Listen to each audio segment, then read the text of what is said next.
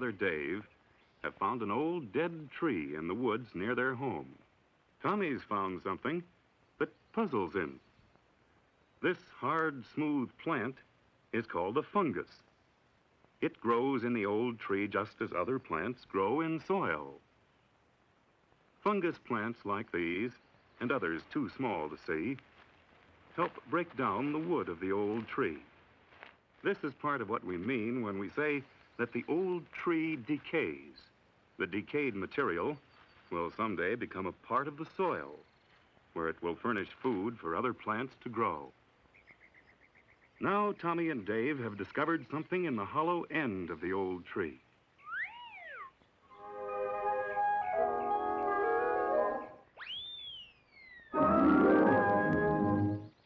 These mushrooms are doing things out there, and mostly what we know they're doing is what we learned in high school, which is that they're decomposers. And one of the new things that's going on now is how people can, as they say now, proactively use mushrooms to benefit ourselves. And so we've developed something now that we call mycoremediation, and we've been using different mushrooms experimentally to find out what happens if you have an oil spill and you want to clean it up.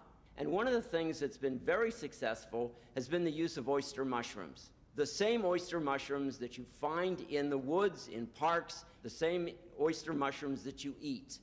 These oyster mushrooms can be grown out, that is, so that the mycelium, the little microscopic threads, are in a kind of a mat, which you can put in this oil spill.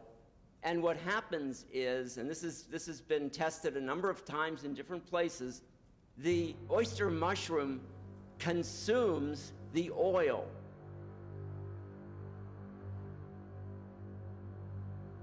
Oil-eating mushrooms. It may sound like science fiction, but they're real. These are pictures of oyster mushrooms, which can be used to break down oil that's collected on mats.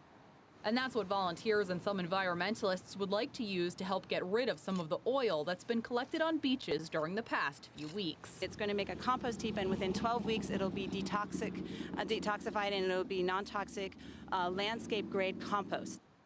I think San Francisco is going to revolutionize oil spill cleanup.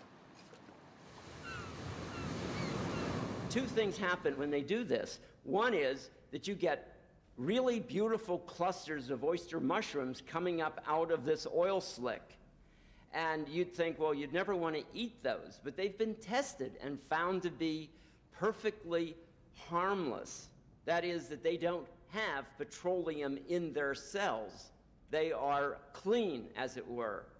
The other is, and the more important one for the environment, is that the area is clean. There's no residue there, no remnant of the oil spill.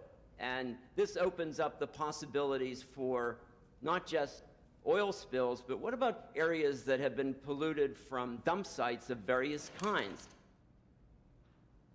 Any of you who use white paper to take notes on this little talk know that you're using paper that is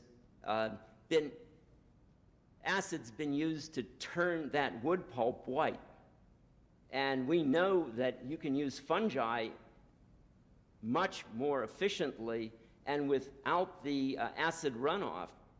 There should be a little note at the bottom of all the paper saying, this paper was produced using fungi. Maybe that's something for the future.